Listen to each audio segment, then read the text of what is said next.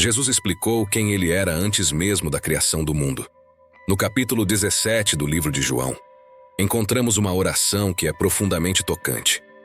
É como se pudéssemos sentir o próprio coração de Jesus enquanto ele fala com o Pai. Esta oração é poderosa e mostra a conexão íntima entre Jesus e Deus Pai. Jesus fala sobre a glória e majestade que ele compartilhava com o Pai antes da fundação do mundo. É um momento de grande revelação e comunhão divina.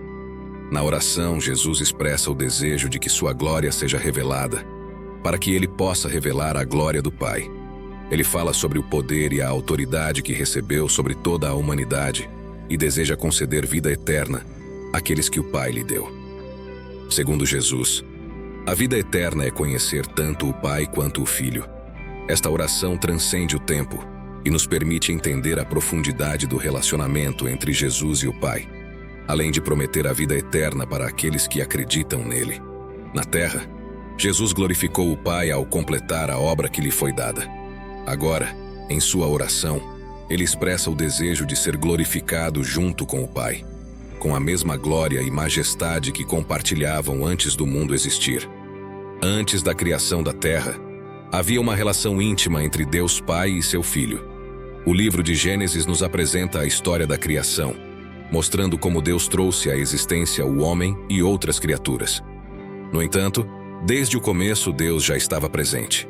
Ele é descrito como aquele que existia antes mesmo da criação do universo.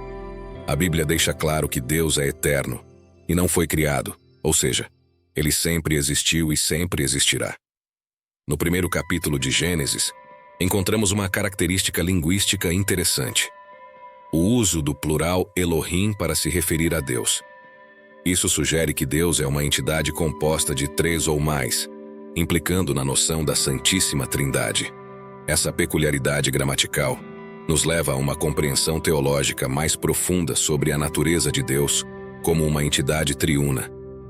No capítulo 17 do Evangelho de João, temos uma visão profunda da natureza e do coração de Jesus. Nesta oração, Jesus aborda vários temas fundamentais presentes ao longo deste Evangelho, como glória, glorificação, envio, crença no mundo e amor. Jesus inicia sua oração pedindo ao Pai que o glorifique. Ele reconhece que chegou o momento para essa glorificação. É importante notar que, ao pedir para ser glorificado, Jesus não está sendo egoísta. Sua preocupação principal é com a glória do Pai. Ele entende que só poderá glorificar o Pai se o próprio Pai atender ao seu pedido de ser glorificado. Desde o início de sua vida terrena, Jesus dedicou-se a glorificar o Pai. Desde sua circuncisão e dedicação no templo até seus anos de obediência em Nazaré, Jesus viveu para honrar o Pai. Cada ação, palavra e ensinamento durante seu ministério foram expressões de sua devoção ao Pai. Desde a cura dos enfermos até o confronto com líderes religiosos corruptos, Jesus glorificou o Pai em tudo o que fez. Sua vida inteira foi uma demonstração de fé, obediência e amor ao Pai Celestial. Além disso, Jesus demonstrou sua consciência de sua pré-existência e da glória que compartilhava com o Pai antes da criação do mundo. Ele sabia que sua natureza divina o equiparava ao Pai, conforme expresso em Isaías, capítulo 42, versículo 8, onde Deus declara que não compartilha sua glória com ninguém além de si mesmo. O Evangelho de João destaca a glória de Jesus ao longo de seu relato. E no capítulo 10, versículo 30, encontramos a poderosa declaração: Eu e o Pai somos um. João cuidadosamente registrou as várias maneiras como Jesus se referiu à sua própria glória. Na oração de Jesus, antes dos eventos que culminaram em sua crucificação, vemos o início da realização dessa glorificação. Quando ele diz, agora é glorificado o Filho do Homem, aponta para o propósito de sua vinda ao mundo: morrer e ressuscitar dos mortos como expiação substitutiva. Nesse processo, o Filho glorificaria o Pai e o Pai glorificaria o Filho, revelando a grandeza de Deus por meio desse intercâmbio de glória mútua. No capítulo 17 do Evangelho de João, no versículo 24, Jesus expressa seu desejo ao Pai, que aqueles que foram dados a ele possam estar onde ele está, para contemplar a glória que o Pai lhe deu antes mesmo da fundação do mundo. Essa passagem destaca a importância da obra redentora de Jesus em nossas vidas espirituais. pois tudo o que somos e nos tornamos é devido ao Salvador que se entregou por nós e que intercede em nosso favor. No livro do Apocalipse, João testemunha uma visão impressionante de Jesus em toda a sua glória divina. Ele é descrito como alguém poderoso e distinto de qualquer homem comum, visto pelo apóstolo rodeado por 7 candelabros de ouro. A voz que João ouve é descrita como marcante e poderosa, semelhante ao som de uma trombeta. Essa voz é identificada como a do Alfa e do Ômega, o primeiro e o último, que está no princípio e no fim de tudo. Esses nomes, AOS, quais Jesus se identifica, destacam sua natureza divina e sua soberania sobre toda a criação.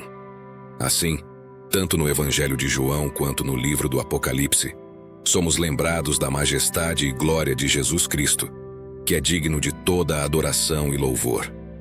Em Apocalipse, capítulo 1, versículo 18, a voz poderosa, identificada como a do primeiro e o último, pertence ao Senhor, o Deus de Israel. Esse título, Alfa e Ômega, também expressa a mesma ideia de ser o começo e o fim de tudo. Esta passagem é uma das várias no Novo Testamento em que Jesus claramente afirma sua divindade. Quando João se virou para ver a fonte daquela voz, ele provavelmente não reconheceu imediatamente o som como sendo o de Jesus. Ele a descreve como semelhante ao som de uma trombeta. No entanto, João percebeu que era Jesus, não apenas pela descrição da voz, mas também pela identificação como o Alfa e o Ômega. Após passar tanto tempo com Jesus durante seu ministério terreno, João finalmente teve a oportunidade de encontrá-lo face a face.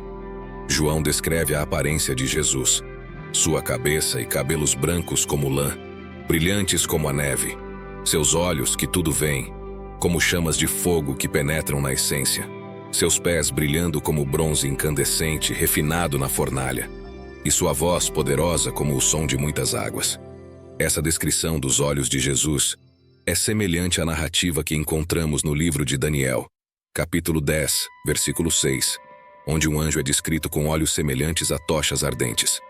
O corpo de Jesus também é descrito de maneira semelhante à descrição de um anjo em Daniel, com um brilho dourado semelhante ao berilo, e seu rosto que parece relâmpagos. Os olhos de Jesus, descritos como chamas de fogo, não apenas evocam uma paixão intensa, mas também são uma imagem associada à divindade e à natureza celestial dos seres divinos e dos anjos. O brilho do metal incandescente também pode simbolizar a glória de Deus, como vemos em Ezequiel, capítulo 1, versículo 27. Outras características da visão de João destacam a glória incomparável de Jesus. Seu rosto brilha como o sol, uma imagem que, na literatura grega, era usada para descrever divindades. Textos judaicos também empregaram essa imagem para descrever anjos, e até mesmo a própria presença de Deus. João continua sua descrição em Apocalipse, capítulo 1, versículo 16, descrevendo Jesus segurando 7 estrelas em sua mão direita e uma espada afiada de 2 gumes saindo de sua boca, simbolizando o julgamento.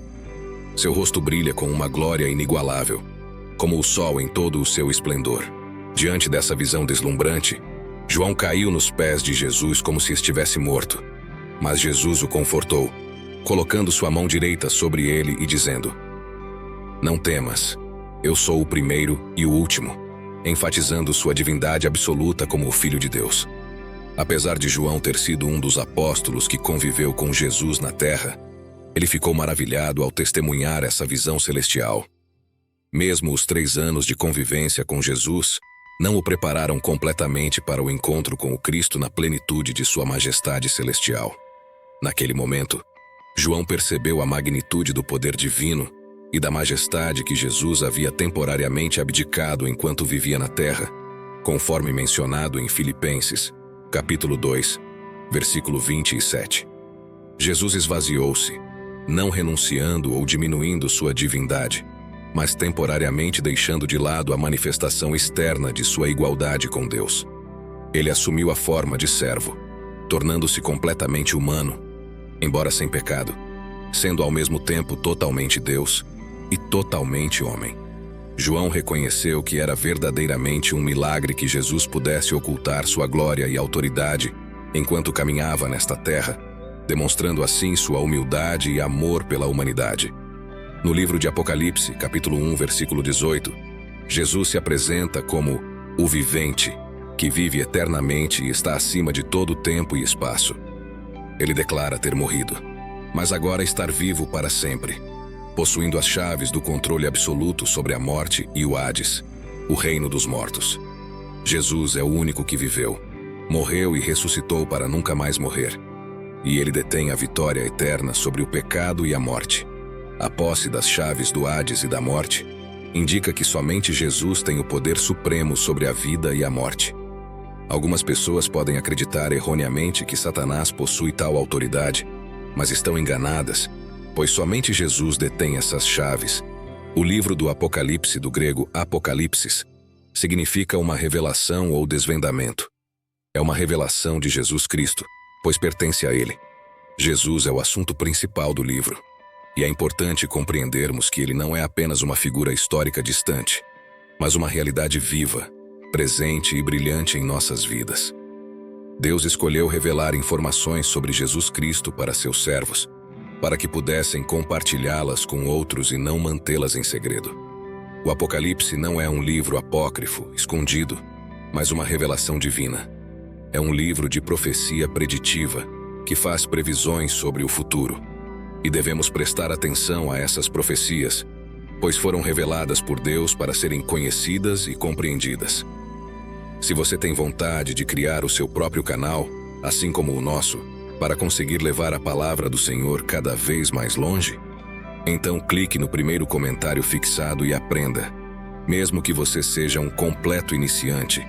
E para você que se interessa por curiosidades e sabedorias bíblicas, deixamos aqui um dos nossos vídeos mais impactantes. Veja 5 coisas que aconteceram após a crucificação de Jesus. Você irá ficar impactado. Obrigado pela atenção e que você permaneça sob a graça de Deus. Até breve.